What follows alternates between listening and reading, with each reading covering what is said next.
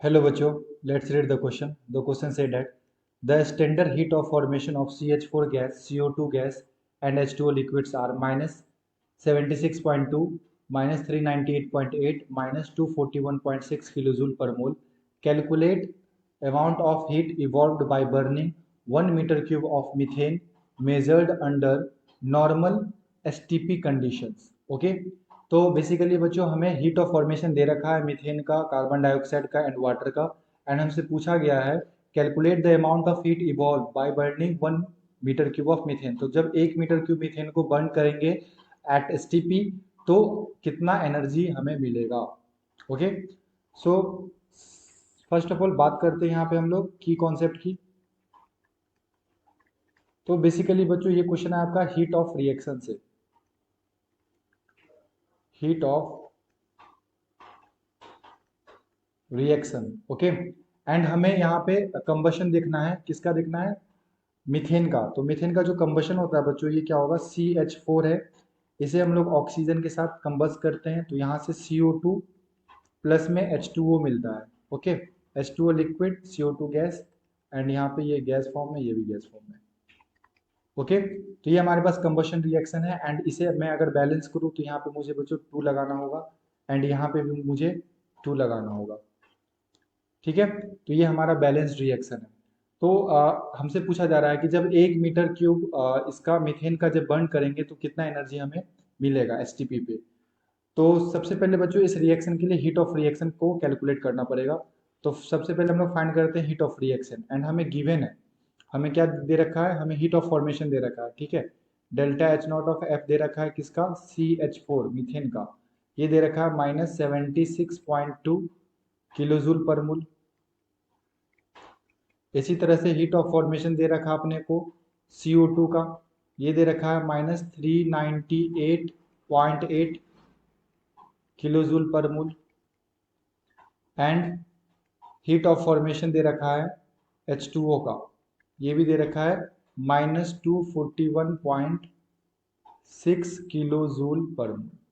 तो ये हमारे पास कुछ गिवन डाटा है। तो जब भी हमें हीट ऑफ फॉर्मेशन दे रखा है बच्चों तो उस टाइम हम लोग हीट ऑफ रिएक्शन कैसे निकालते हैं, summation of heat of formation of product minus summation of heat of formation of reactant. Okay, तो देख लो इधर प्रोडक्ट साइड में क्या है, कार्बन डाइऑक्साइड एंड वाटर। यहाँ पे मैं क्या लिख सकता हूँ, heat of formation of CO2 plus में, अब यहाँ पे 2 मॉलिक्यूल्स और हमें यहाँ पे 1 मॉलिक्यूल्स का दे रखा है तो यहाँ पे 2 से मल्टीप्लाई करना पड़ेगा। तो 2 into heat of formation of H2O minus reactant, sorry yes reactant, product का हमने लिख लिया रिएक्टेंट, तो रिएक्टेंट यहाँ से क्या आ जाएगा, यहाँ से आ जाएगा heat of formation of CH4 and यहाँ पे O2 दे रखा है बच्चों। तो O2 का क्या होता है, 0 हम लोग लेते हैं। ठीक है, जो भी यहाँ पे O2 होगा इसका हम लोग क्या लेते हैं, स्टैंडर्ड कंडीशन पे 0 मानते हैं।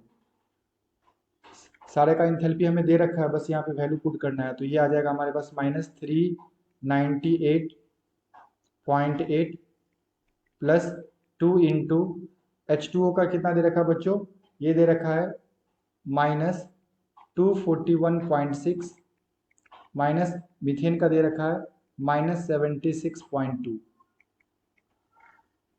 सो यहाँ से अगर सॉल्व करेंगे तो ये आ जाएगा बच्चों हमारे पास -398.8 और ये प्लस माइनस माइनस आ जाएगा और मल्टीप्लाई होने के बाद ये आ जाएगा 483.2 और माइनस माइनस प्लस 76.2। ओके, तो फाइनली इसे सॉल्व करने के बाद हमारे पास जो हीट आएगा वो आएगा -805.8 किलो जूल पर मोल।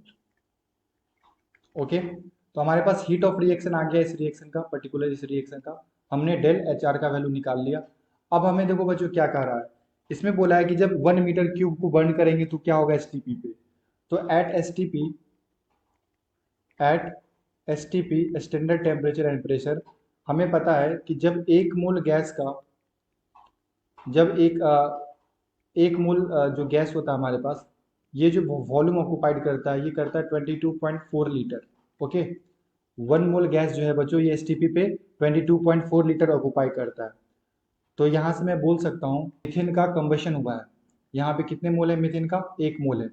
ओके, तो यहाँ से मैं क्या बोल सकता हूँ बच्चों? यहाँ से मैं बोल सकता हूँ कि हमारे पास 1 मोल मीथेन का जब हमने कंबसन किया तो हमें एनर्जी कितना मिला?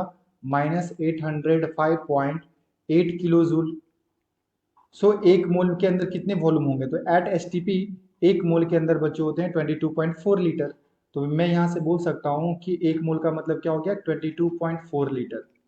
तो जब मैं 22.4 लीटर मीथेन को कंबस किया तो एनर्जी कितना मिला? -805.8 किलो जूल। ओके, एंड हमें क्या बोला गया है? हमें बोला गया है कि 1 मीटर क्यूब में कितना एनर्जी मिलेगा। तो बेसिकली यहाँ पे आपको एक कन्वर्जन याद रखना पड़ेगा बच्चों कि 1 लीटर जो होता है ना, ये 10⁻³ के इक्वल होते हैं। यानी कि 1 लीटर के अंदर 10⁻³ मीटर क्यूब वॉल्यूम होते हैं। तो बेसिकली यहाँ पे आप क्या करो, इसे मीटर क्यूब में कन्वर्ट कर दो। तो ये हमारे पास कितना है? 22.4 लीटर। तो ये मीटर क्यूब में कितना आ जाएगा? 22.4 इंटू 10⁻³ मीटर क्यूब। तो जब मैं इतना मीटर क्यूब को बर्न कर रहा हूँ तो एनर्जी मिल रहा है -805.8 किलो जूल। तो हमसे क्या पूछा गया था? 1 मीटर क्यूब।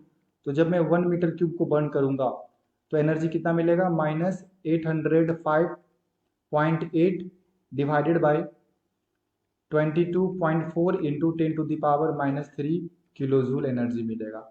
एंड इसे सॉल्व करने के बाद जो हमारा फाइनल आंसर आएगा बच्चों, जब मैं इसे सॉल्व करूंगा तब जो हमारा फाइनल आएगा ये आएगा 3597.973.2 किलो जूल। ओके, तो हमारा आंसर क्या आएगा? 359732 किलो जूल। ओके, तो वापस एक बार समराइज कर दो। बेसिकली मैंने यहाँ पे क्या किया, हमारे पास मीथेन था, उसका कंबसन किया हम लोगों ने, एंड यहाँ से इस रिएक्शन के लिए हम लोगों ने हीट ऑफ रिएक्शन निकाल लिया। ठीक है, हीट ऑफ फॉर्मेशन और product minus heat of reactant करके। तो हमें यहाँ से हीट ऑफ रिएक्शन मिल गया, और इस हीट ऑफ रिएक्शन में हम लोगों ने 1 मोल ऑफ मीथेन को कंबस किया, जो कि एस टी पी पे 1 मोल का जो वॉल्यूम होता है वो कितना होता है? 22.4 लीटर होता है। ओके, तो 1 मोल को जब कंबस किया तो हमें इतना एनर्जी मिला। तो 22.4 लीटर को जब कंबस करेंगे तो यही एनर्जी मिलेगा, क्योंकि 1 मोल के अंदर इतना वॉल्यूम होता है। सो हम लोगों को इसमें आंसर मीटर क्यूब में देना था, तो हम लोगों ने कन्वर्ट कर दिया। 1 litre equal to 10⁻³ metre cube होता है। तो यहाँ पे हम लोगों ने इस 22.4 लीटर को मीटर क्यूब में लिख लिया, तो हमें इतना एनर्जी मिल रहा था। सो 1 मीटर क्यूब को जब हम लोग कंबस करेंगे तो हमारे पास ये इतना एनर्जी मिलेगा। ओके बच्चों, so the final answer is 35973.2 kilojoule. I hope you will be understood it well. Best of luck. Thank you.